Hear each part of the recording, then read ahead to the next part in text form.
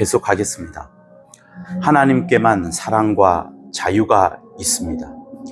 귀신은 더 이상 사랑과 자유가 없습니다. 이미 본인에게서 사랑과 자유가 박탈되었다는 것을 알기 때문에 귀신은 두려워합니다. 그래서 귀신 들린 사람 역시도 본인에게 사랑과 자유가 박탈되었다는 그런 인식을 계속하기 때문에 귀신이 떠나가지 않는 이상은 사랑과 자유를 누릴 수가 없습니다. 여러분, 우리의 영은, 아담이 받은 영은 하나님의 말씀이 들어온 겁니다. 하나님의 영이 들어온 거예요. 그래서 하나님으로부터 말미암는, 하나님으로부터 나오는 사랑과 자유를 갈구하고 있어요. 하늘에서부터 온 영, 하나님으로부터 온 영이기 때문에 그 하나님으로부터 오는 사랑과 자유에 대해서 갈구하고 있다고요. 간절히 구하고 있다고요. 그래서 그 하나님으로부터 말미암는 사랑과 자유를 받기 전까지 영혼은 계속해서 배고파하는 겁니다. 우리의 육체가 물만 계속 먹어서는 배를 부를 수가 없고 에너지를 없기 때문에 활동을 못하는 겁니다.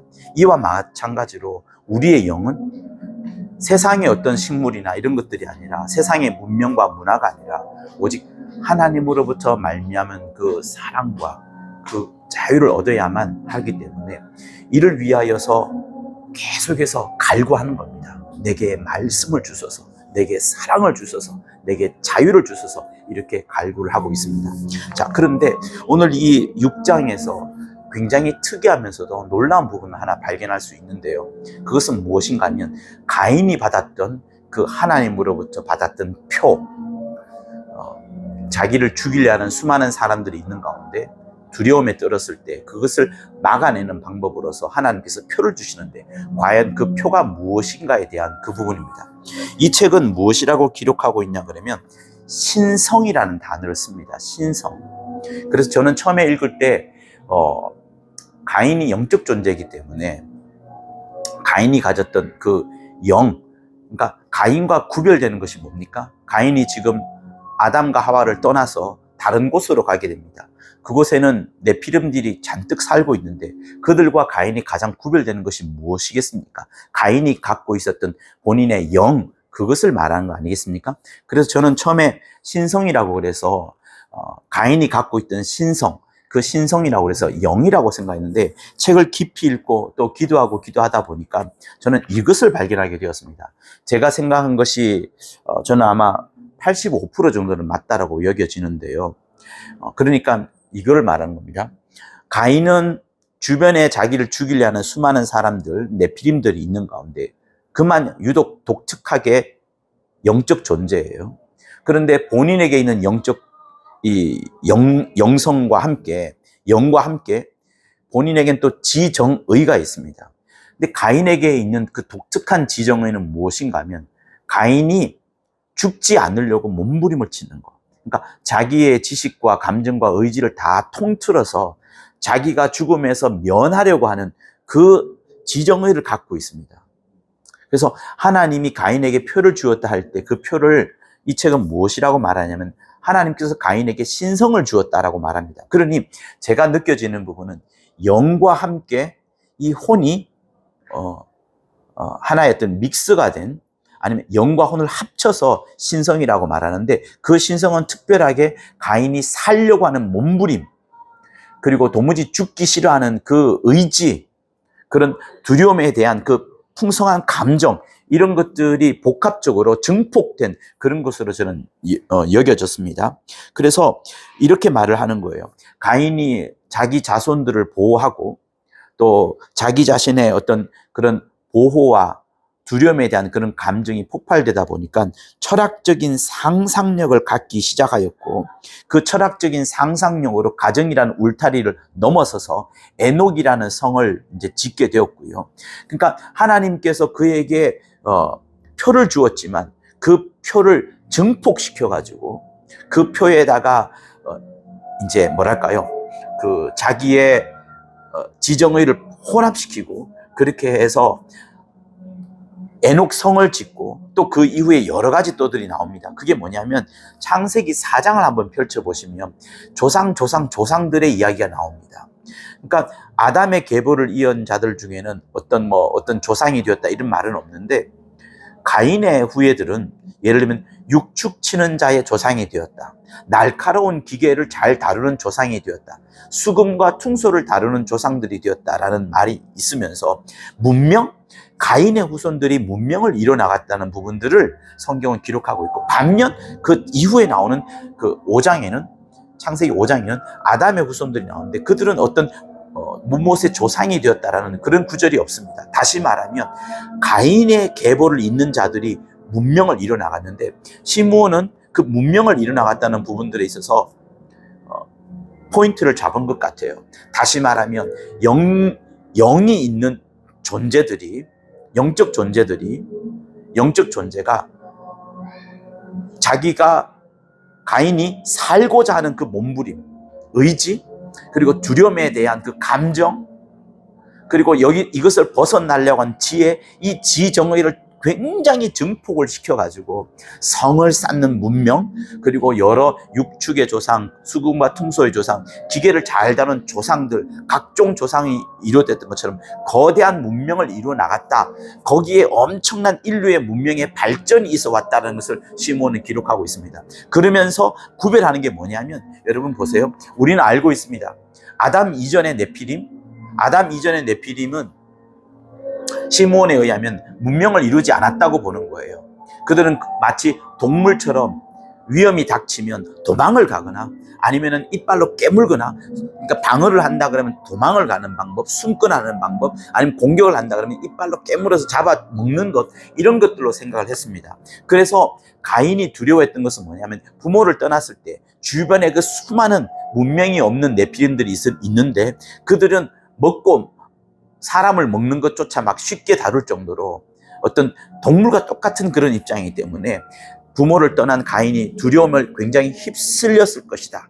그러니까 그런 면에서 아담 이전의 네피림과, 이제 보세요. 가인이 이제 도망가지 않습니까? 가인이 도망간 다음에 그 에녹이라는 지역에서 성을 짓는데, 그때 가인이 누구랑 결혼을 합니까?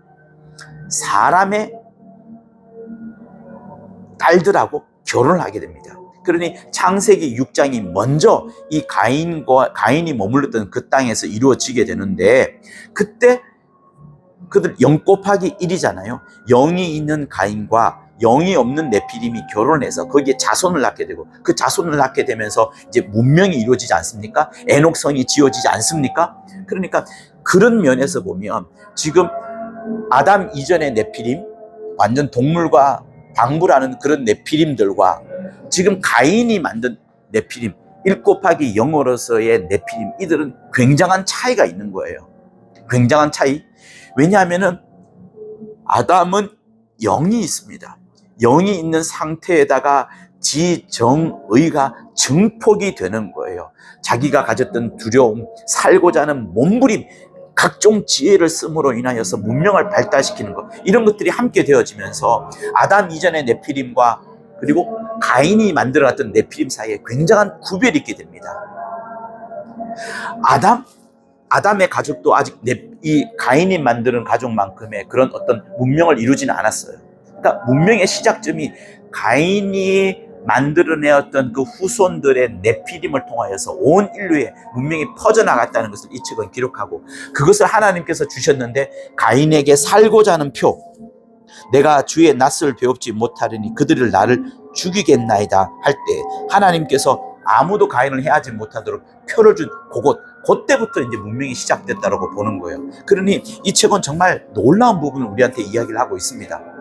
가인이 가졌던 그 신성, 영과 혼이 하나가 되어서 놀라운 문명을 발견해내는 그런 귀한 일들을 지금 하고 있다는 것을 지금 기록을 하고 있거든요. 그래서 이 부분을, 6장 부분을 다시 한번 꼼꼼히 읽어보면서 여러분들도 제가 이해했던 부분과 또 더 나아간 그런 발전된 이해를 또 여러분들도 한번 말씀해 주면 정말 감사하겠습니다. 자, 어쨌든 하나님께서 이렇게 인류의 역사를 만들어 가시는 일에 있어서 가인을 통하여서도 정말 이렇게 인류 역사를 만들어가는 일에 위대한 일을 하셨다는 것을 저는 다시 한번 확인하게 되면서 놀라운 하나님의 경륜을 다시 한번 경험하게 됩니다. 그러나 여러분, 가인에게 뭐가 없습니까? 가인에게는 하나님으로부터 말미암은 사랑과 자유가 없습니다. 문명이 발달했지만 그러나 뭐가 없어요? 하나님으로부터 말미암는 사랑과 자유는 없는 거예요. 하나님이 인류에게 문명을 주려고 하시는 겁니까? 아닙니다.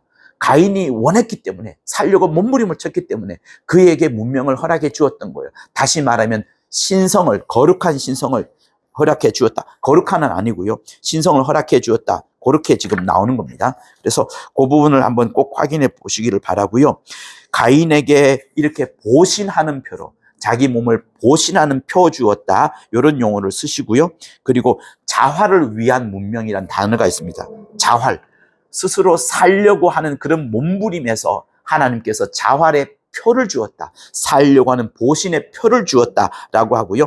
그 자활의 표가 바로 신성, 그러니까 영만이 아니고 혼이 함께 되어 있는, 영과 혼이 함께 되어 있는 그 부분을 기록하고 있습니다. 그래서 여러분, 정말 이 책을, 이 부분을 정말 꼼꼼하게 읽어보시면서 여러분들한테 적지 않은 도움이 되었으면 하는 것이 저의 바람입니다.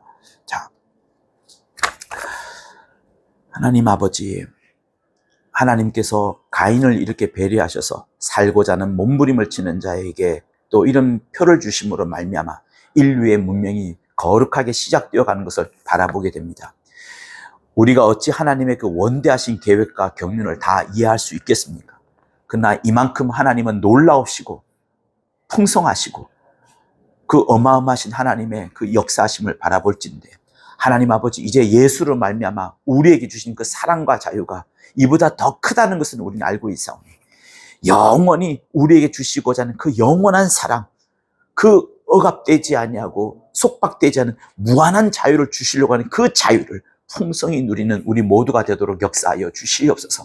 성령으로 말미암아 하늘로부터 말미암는 그 사랑과 자유를 만끽하는 우리 모두가 되도록 역사하여 주시옵소서.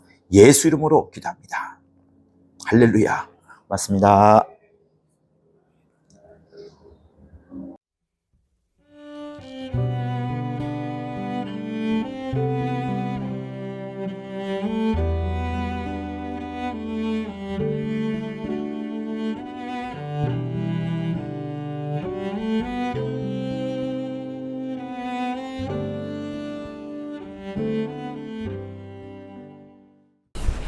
구독과 좋아요는 저한테 큰 힘이 됩니다. 고맙습니다.